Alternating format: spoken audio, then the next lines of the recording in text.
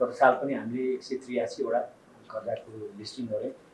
Startup कर्जा भनेकै त्यस्तो कर्जा हो जसले चाहिँ उद्यमशीलताको विकास गरी नव सोचहरू लिएर आउने, रोजगारीको अवसर सृजना गर्ने, आयलाई चाहिँ इन्क्रिज गर्ने भन्ने हिसाबमा जुन सरकारले जुन लक्ष्य लिएको छ त्यसमा हामी सुरुदेखि नै छौँ। यसमा निश्चय तथा कर्जा सुरक्षण कोषसँगको सहभागिता, संयुक्त सम्झौता, स्टार्टअपको लागि जुन औद्योगिक प्रतिष्ठानले हामीसँग जुन सहकार्य अगाडि बढेको छ, म दुवै संस्थाप्रति आभार व्यक्त गर्न चाहन्छु। र सरकारले जुन विश्वास लियो यो चाहिँ सरकारी ब्याङ्क मार्फतबाट यो कर्जा प्रवाह गर्दाखेरि देशका सम्पूर्ण क्षेत्रमा हाम्रो जुन नेटवर्क छ, सञ्जाल छ, त्यसलाई उपयोग गरेर हामी चाहिँ त्यो कर्जा प्रवाह गर्न सक्नेछौँ भन्ने यो विश्वासका साथ हामीलाई जुन जिम्मेवारी दिएको छ त्यसलाई हामी पूर्ण रूपमा पालना गर्नेछौँ। र अहिलेको जुन हिसाबको फन्ड छ यो ठुलो फन्ड छ, 1 अरब भन्ने ठुलो पैसा हो। धेरै मान्छेहरू, धेरै उद्योगिक व्यवसायहरूले यसबाट लाभान्वित हुन सक्नुहुन्छ।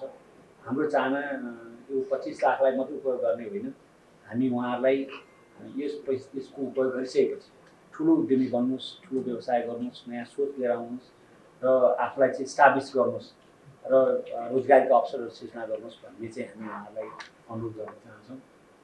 हामी त्यस पछाडि पनि उहाँसँग निरन्तर रहनेछौँ। ब्याङ्क भनेको व्यवसायको एउटा अर्को अभिन्न अङ्ग हो। त्यस कारणले यो बिउ पुँजीबाट उहाँले व्यवसायलाई अगाडि बढाउनु भयो भने हामी सधैँ साथ रहनेछौँ र ठुला उद्योग परियोजना पनि फेरि पनि हामी पनि साथका उहाँहरूलाई साथ लिएर जान्छौँ भन्ने मैले अनुरोध पनि गर्न चाहन्छु। यस वर्ष चाहिँ यो कार्यक्रममा बजेट पनि बढोत्तरी भएर आयो। गत वर्षको भन्दा 4 गुणा बढेर 25 करोडबाट 1 अरब भएको छ। र यो हिसाबले हामी अलिकति यस वर्ष चाहिँ सुरुदेखि नै यसलाई अगाडि बढाउँ भन्ने हिसाबले 2 हप्ता अगाडि मात्रै स्टार्टअप नेसन 2030 कार्यक्रममा सम्माननीय प्रधानमन्त्रीज्यूको उपस्थितिमा भएको कार्यक्रमबाट यसको अनलाइन एप्लिकेसन पोहोर साल हामीले अफिसमै आएर दिनुपर्ने हार्ड कपीबाटै निवेदन दिनुपर्ने व्यवस्थालाई यसपालि परिवर्तन गरेर अनलाइन एप्लिकेसनको पनि सुरुवात गरी भदौ 11 मा सूचना प्रकाशित भइसकेको छ। र यो हिसाबले आज हामी भदौ 17 गते औद्योगिक व्यवसाय विकास प्रतिष्ठान र राष्ट्रिय वाणिज्य ब्याङ्क तथा औद्योगिक व्यवसाय विकास प्रतिष्ठान र निश्चय तथा कर्जा सुरक्षण कोष र त्यसै गरी निश्चय तथा कर्जा सुरक्षण कोष र राष्ट्रिय वाणिज्य ब्याङ्क बीच पनि आज त्रिपक्षीय समझदारी भएपछि अब यो हामी यसको समग्र प्रक्रिया चाहिँ स्मुथली अगाडि बढ्ने कुरामा अब ढुक्क भएका छौँ। र यसले गर्दाखेरि अलिकति नेपाल सरकारको अहिले 16औं पञ्चवर्षीय योजना, यस वर्षको नीति तथा कार्यक्रम र बजेट र क्षेत्रगत नीति जुन अहिले हामीले स्टार्टअप उद्यम नीति 2081 पनि नेपाल सरकारले स्वीकृत गरेर कार्यान्वयनमा ल्याएको छ। यी विभिन्न औद्योगिक व्यवसाय ऐन र त्यसको संशोधनको क्रममा पनि स्टार्टअप उद्यमलाई हामीले अहिले ऐनमै व्यवस्था गरेका छौँ। यसरी यो वर्षमा हामीले ऐनमा स्टार्टअप उद्यमको कानुनी व्यवस्था, दर्ता हुने व्यवस्था, त्यसै गरी बिजनेस इन्क्युबेसन सेन्टरलाई पनि ऐनमै व्यवस्था गरेर त्यही अनुसार स्थापना र हामीले यो वर्ष पनि 6 वटा प्रदेशमा सञ्चालन गर्ने कार्यक्रम छ। र स्टार्टअप सम्बन्धी नीति पनि ल्याएर त्यो अनुसारको हामीले कार्यविधिहरू पनि समयावधिभित्रै सम्पन्न गरेर यो चाहिँ अहिले सम्झौताको एउटा लेभलको सम्झौतामा पुगेको छ। यसले गर्दा यो वर्षको कार्यक्रम हामी गत वर्षको चाहिँ हाम्रो अनुगमनलाई पनि प्रभावकारी बनाउने र यो वर्ष अझै राम्रो चाहिँ हामीले काउन्सिलिङसम्म पनि दिएर ट्रेनिङ पनि गराएर र यो व्यवसाय सम्वर्धन केन्द्र सबै ठाउँमा खोलेर ती मार्फत यो स्टार्टअप उद्यमबाट जसले लिनु भएको छ, लोन लिनु भएको र अरू बाँकीलाई पनि हामीले चाहिँ यसबाट सहयोग पुर्याउँदै यो मुलुकमा हामीले 2030 सम्म 1 लाख रोजगारी सिर्जना चाहिँ यो स्टार्टअपहरू मार्फत गर्ने भन्ने जुन अपेक्षाका साथ सरकार, निजी क्षेत्र र विकास साधनहरू सहित हामी अगाडि बढिरहेका छौँ। त्यस कार्यमा यसले चाहिँ महत्त्वपूर्ण योगदान पुर्याउँछ भन्ने मलाई लागेको छ। वास्तवमा हामी आन्तरिक रूपमा रोजगारी सिर्जना गर्ने कुरालाई अत्यन्त महत्त्व दिनुपर्ने, किनभने हाम्रो अहिलेको चाहिँ वैदेशिक व्यापारको अवस्था हेर्दा हामी अत्यन्त असन्तुलित व्यापार गरिरहेका छौँ, जसमा हामी 1.5 खरबको निर्यात गरेका छौँ। झन्डै अब 17 खरब जतिको चाहिँ आयात गरेका छौँ। 14.5 खर्ब जतिको चाहिँ हाम्रो जुन व्यापार 16 खरबको आयात छ, 14.5 खर्बको चाहिँ हाम्रो चाहिँ ग्याप छ। त्यो ग्याप फुलफिल गर्नको लागि अथवा आन्तरिक उत्पादन नबढाएसम्म त्यो फुलफिल हुन सक्दैन। र त्यो आन्तरिक उत्पादन बढाउने विषय भनेको एमएसएमई र स्टार्टअपहरूलाई नै प्रवर्धन गर्ने हो। त्यो हिसाबले चाहिँ नेपाल सरकारले अहिले प्राथमिकताका साथ यो स्टार्टअप सेक्टरमा जुन लगानी भएको छ यसलाई नेपाल सरकारको नीतिको परिधिभित्र रहेर वित्तीय संस्थाहरूले पनि जुन गत वर्षदेखि नै यहाँहरूले सहयोग गरेर त्यो कार्यक्रमलाई कार्यान्वयनमा अगाडि बढाइदिनु भएको छ। त्यसको लागि हार्दिक धन्यवाद ज्ञापन गर्दै यो आर्थिक वर्षमा गत वर्षको भन्दा प्रभावकारी रूपमा अगाडि बढाउन यहाँहरूको सबै अब यहाँहरूको पनि आफ्नो निकायगत रूपमा आफ्ना सबै तहका साथीहरूलाई त्यो किसिमले चाहिँ गाइडलाइन दिएर त्यसलाई अगाडि बढाइदिनु हुन पनि मैले आग्रह गर्न चाहन्छु। ब्याङ्कको इजाजत पत्र प्राप्त गरी ब्याङ्किङ व्यवसाय गर्दै आएको नेपाल सरकारको स्वामित्वमा रहेको श्री राष्ट्रिय वाणिज्य ब्याङ्क लिमिटेड, जसलाई यसपछि दोस्रो पक्ष भनी सम्बोधन गरिएको छ, बीच नवीनतम ज्ञान, सोच, सिप र क्षमता भएका उद्यमीलाई परियोजना व्यवसाय विस्तार र दिगो सञ्चालन गरी देशको अर्थतन्त्रलाई सुदृढ बनाउनका लागि सहयोग पुर्याउने ध्येयले सहुलियत दरमा नेपाल सरकार उद्योग वाणिज्य तथा आपूर्ति मन्त्रालयले तयार गरेको स्टार्टअप उद्यम कर्जा सञ्चालन कार्यविधि 2081 को अधीनमा रही ब्याङ्किङ प्रक्रिया मार्फत स्टार्टअप उद्यम कर्जा प्रवाह व्यवस्थापन र असुली कार्य गराउने उद्देश्यका लागि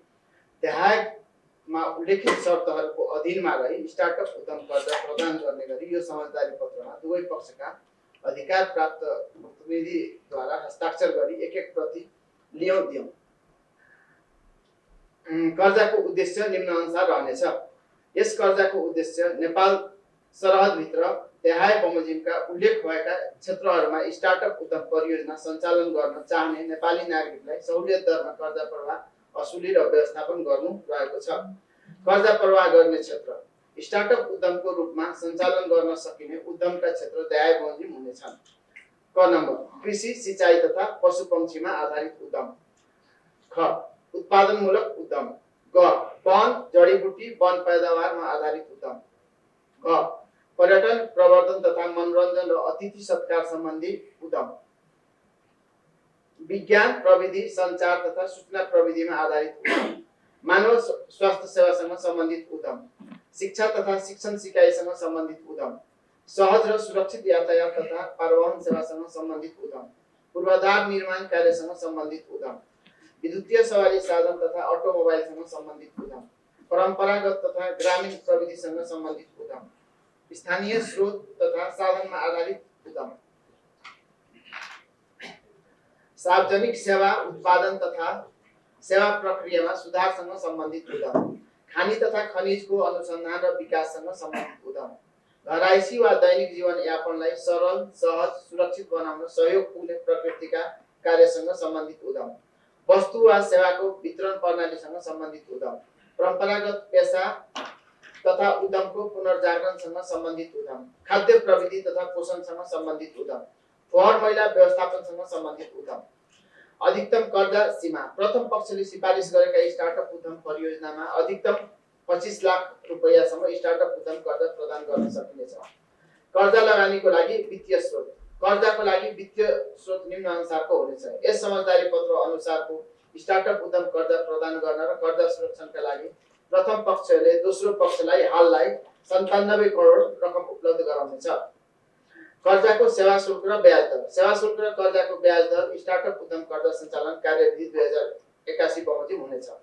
कर्जाको धितो तथा कर्जा सुरक्षा। यस कार्यविधि बमोजिम बैंकले कर्जा प्रवाह गर्दा स्वीकृत व्यवसाय वा परियोजना नै धितोको रूपमा रहनेछ। त्यस्तो व्यवसाय वा परियोजनाको सीमा बीमा उद्यमी आफैले गर्नुपर्नेछ। कर्जा प्रवाह गर्दा दोस्रो पक्षले प्रचलित कानुन बमोजिम निक्षेप तथा कर्जा सुरक्षण कोषमा कर्जाको सुरक्षण गराउनु पर्नेछ। दोस्रो पक्षले कर्जाको समाब्याज दाबी भुक्तानी माग गर्दा निक्षेप तथा कर्जा सुरक्षण कोषबाट भुक्तानी प्राप्त गर्नेछ। कुनै उद्यमीले किस्ता अवधि अगावै कर्जा चुक्ता गर्न चाहेमा अतिरिक्त शुल्क लाग्ने छैन।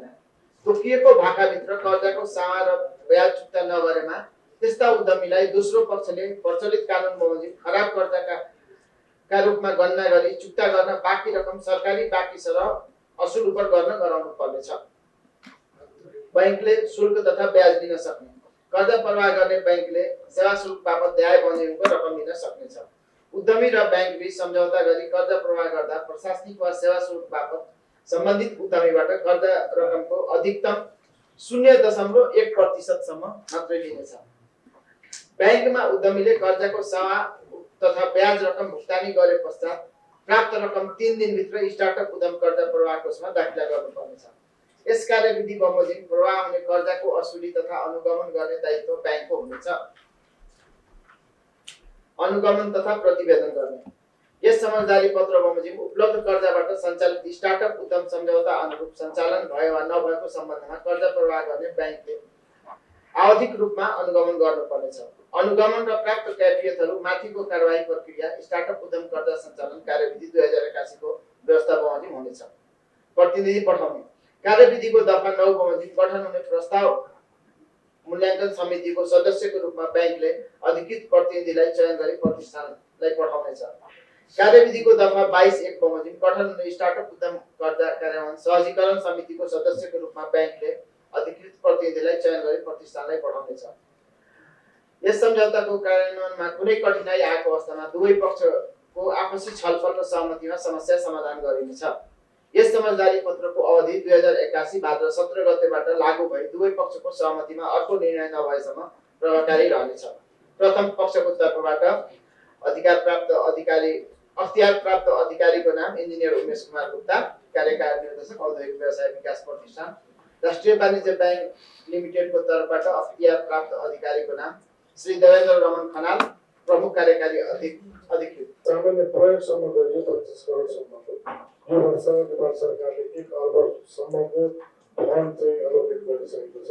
यसबाट धेरै नै उद्यमीहरूले लाभ प्राप्त गर्ने हाम्रो अपेक्षा छ र मेरो विचित्र नगर सूचक कोषको तर्फबाट मन्त्रालय लगायत सम्बन्धित सबै सरकार हवाहरूमा मेरो अनुरोध चाहिँ के छ भन्दाखेरि यो स्टार्टअप उद्यम सम्बन्धी कर्जा सुरक्षण को लागि कोषले छुट्टै आफ्नो स्किम तर्जुमा गरेको छ र यो स्किम अन्तर्गत विभिन्न स्थानीय निकायहरू, प्रादेशिक सरकार र नेपाल सरकारका पनि कुनै निकाय आफ्नो क्षेत्राधिकारभित्रका उद्यमीहरूलाई उद्यमशीलता प्रोत्साहित गर्ने चाहना राखेको छ भने हामीले औद्योगिक व्यवसाय विकास प्रतिष्ठानसँग मात्र होइनकि विभिन्न स्थानीय निकाय, प्रोभिन्सियल गभर्मेन्ट र गभर्मेन्टका अरू निकायसँग पनि यस्ता खाले नवप्रयोजनशील उपायमा आधारित उद्यमीहरूको लागि कर्जा प्रवाह गर्न ब्याङ्कहरूसँग छुट्टै सम्झौता गरेर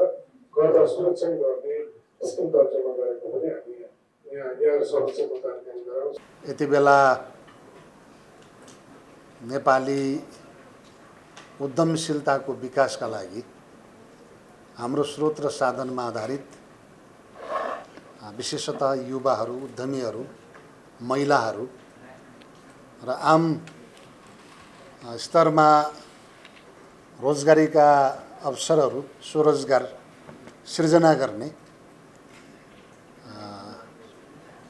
केही न केही यहीँ गरौँ, हाम्रै मुलुकमा गरौँ, हाम्रो देशमा हाम्रो सम्भावनाको खोजी गरेर ती सम्भावनाको नजिकमा रहेर हामीले ती अवसरहरू प्राप्त गर्ने चुनौती छन्। यद्यपि चुनौतीहरूलाई हामीले सम्भावनामा बदल्ने एउटा सरकारको पनि सङ्कल्प छ र त्यसैमा हामीले यो एउटा आकर्षक कार्यक्रमको रूपमा रहेको स्टार्टअप कार्यक्रम मैले अघि पनि भने यसको कार्यविधि मन्त्रालयले पारित गरिसकेको छ।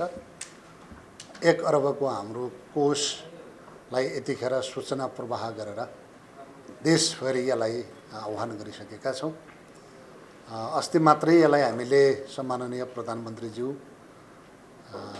उप प्रधानमन्त्री एवं अर्थमन्त्रीज्यू समेतको उपस्थितिमा अरू निजी क्षेत्र समेतलाई सहभागी गराएर एउटा भव्य कार्यक्रमको आयोजना पनि गरेका थियौँ।